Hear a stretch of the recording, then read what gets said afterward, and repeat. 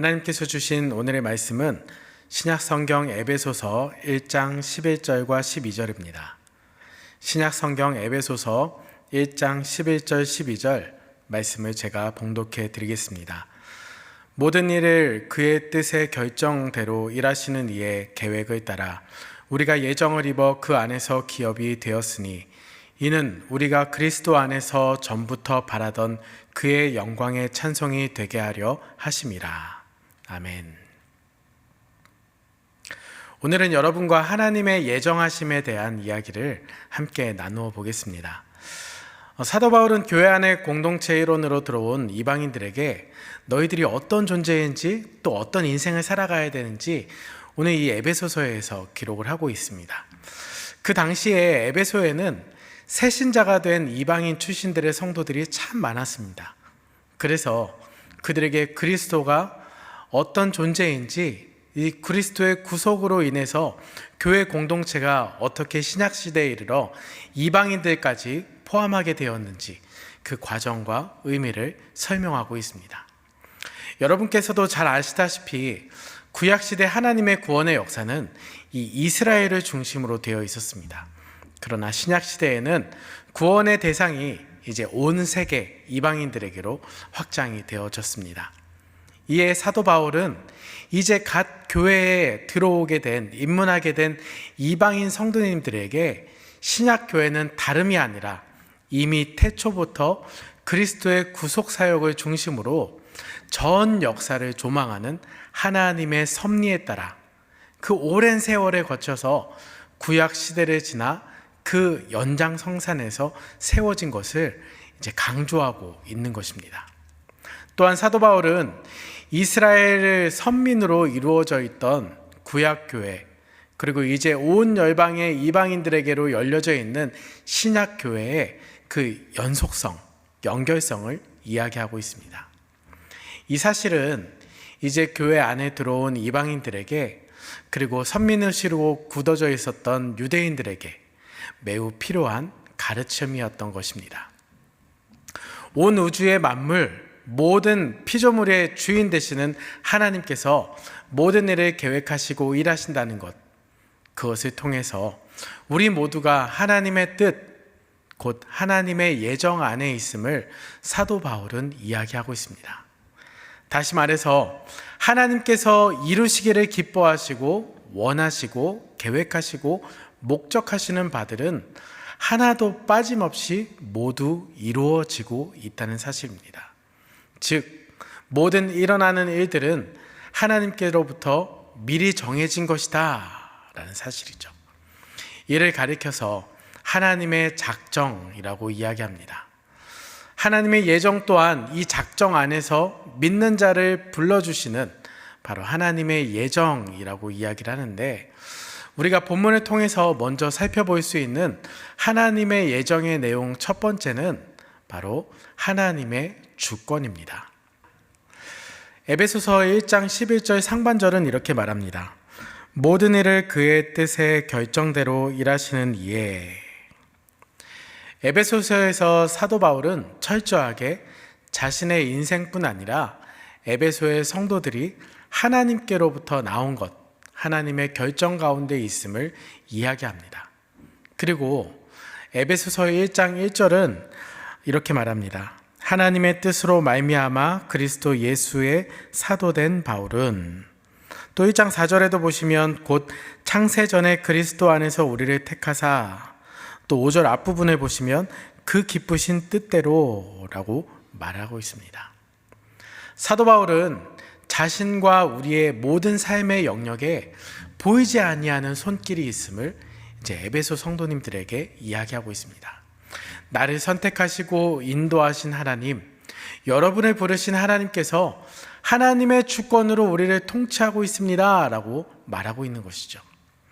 전도서 9장을 보면 태양과 바람, 그리고 물의 존재와 활동까지 법칙에 따르고 있음을 볼 수가 있습니다. 피조물들은 항상 어디서든지 하나님의 법칙 아래 살고 있음을 이야기하고 있습니다. 예수님께서는 마태복음 10장에서 하나님께서 허락하지 아니하시면 무엇도 떨어지지 않는다라고 했죠. 참새 한 마리도 떨어지지 않는다라고 말씀하셨습니다. 시편 12편에서는 시인은 하나님은 그의 능력으로 모든 나라를 통치하고 계신다라고 찬양하고 있습니다. 사도 바울은 로마서 9장에서 이 토기장이가 진흙 한 덩어리를 가지고 한 부분으로 귀한 그릇을 또 한 부분으로 천한 그릇을 만들 수 있는 것처럼 하나님이 피조물인 인간을 구원하시거나 사용하시는 경우에 자신의 뜻대로 섭리하신다. 바로 이 하나님의 주권을 설명했습니다. 우리는 하나님의 손으로 지음을 받았고 하나님의 손 안에 거하고 있습니다. 사람들은 자신의 지식과 지혜와 능력으로 인생을 살아간다라고 생각하지만 우리 인간의 운명은 다른 것이 아니라 하나님 손에 달려 있는 것입니다. 그렇게 인간의 본분은 하나님의 주권을 인정하고 경외하는 데 있습니다. 하나님의 주권을 인정하는 것처럼 신앙의 기본은 없습니다. 하나님의 주권을 인정하면 우리의 삶의 모든 불평이 없어지게 될 것입니다. 하나님의 주권을 온전히 인정하는 저와 여러분이 되었으면 좋겠습니다. 우리가 본문을 통해서 먼저 살펴볼 수 있는 하나님의 예정의 내용 그 두 번째는 하나님의 선택입니다.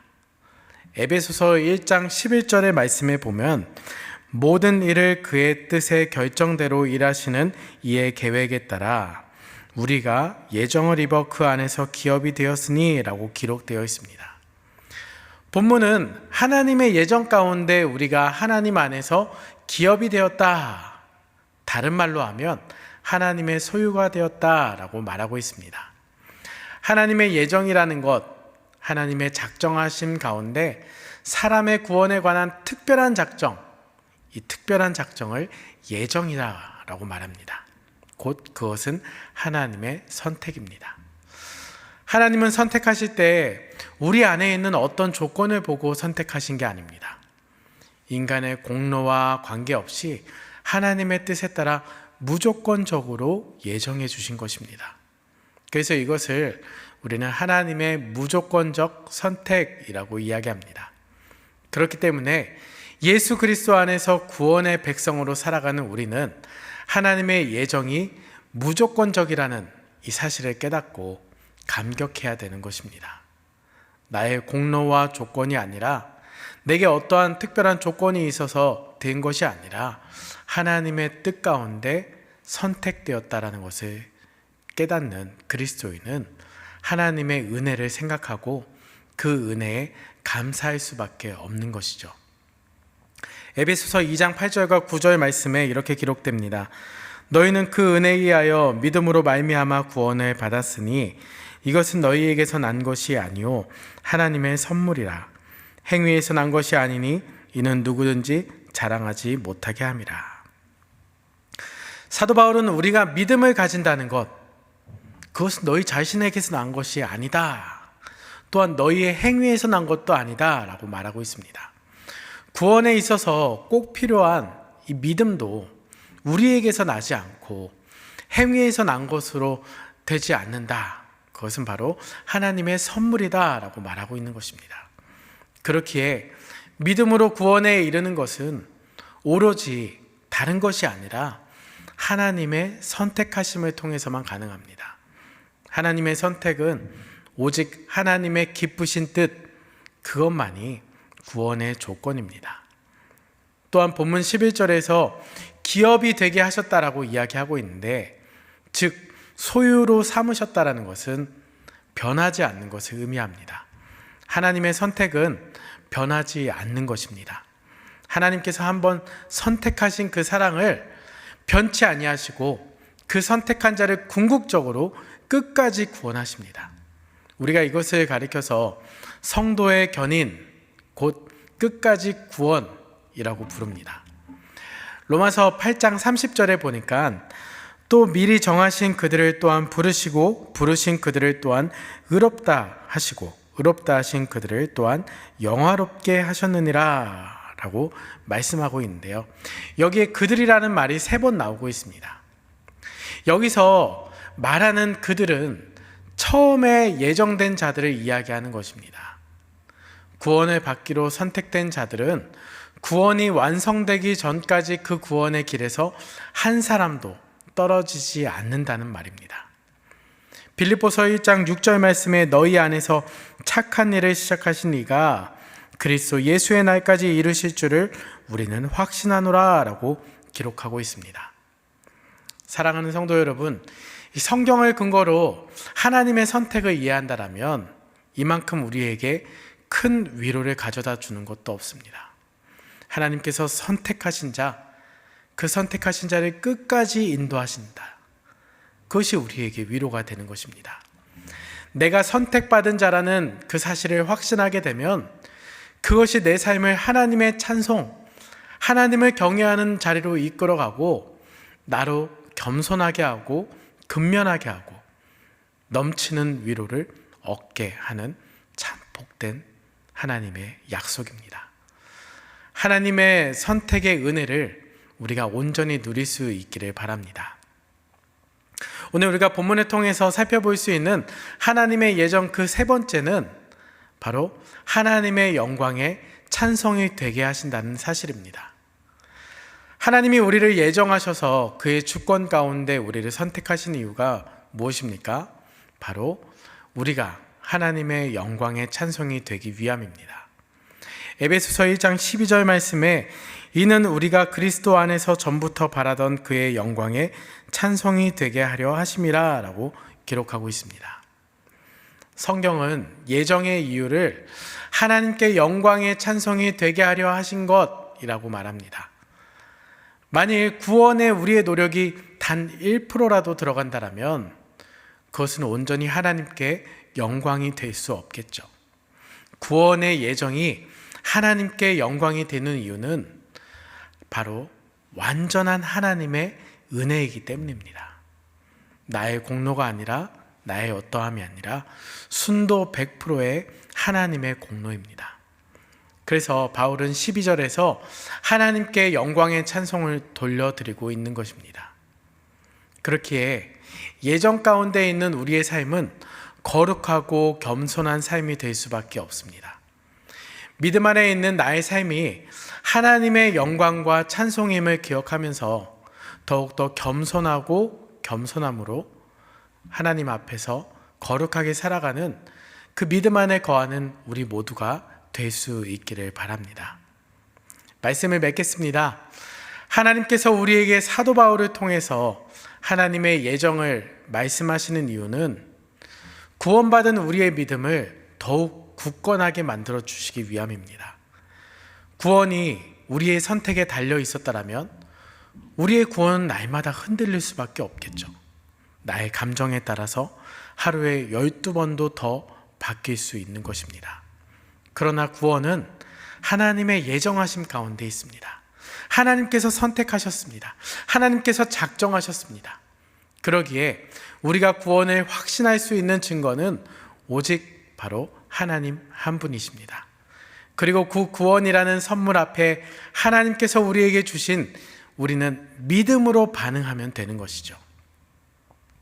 여러분 혹 지금 이 예배를 드리시면서 나는 과연 하나님의 예정된 사람인가?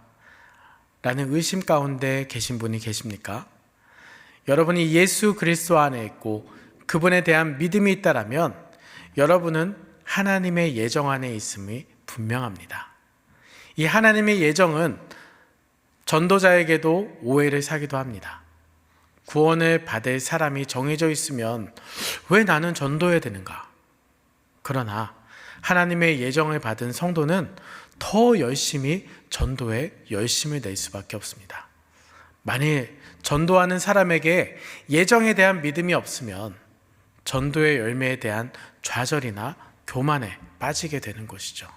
그러나 전도는 하나님께서 미리 예정하신 구원한 자들을 거두는 일입니다. 그래서 예수님께서는 전도를 추수에 비유하셨죠. 그렇기 때문에 우리가 전도하기 전에 하나님께서 준비하신 영혼, 그 영혼을 만나게 해달라. 하나님께서 작정하신 그 영혼을 하나님께서 그 마음을 움직여달라라고 기도해야 되는 것이죠. 우리는 하나님의 예정하심 가운데 거하는 참 복된 자들입니다. 때로 인생의 문제 앞에서 답답한 마음으로 있다 할지라도 하나님께서 우리의 삶을 계획하셨고 선하신 뜻 가운데 인도하심을 우리 모두가 신뢰할 수 있기를 바랍니다.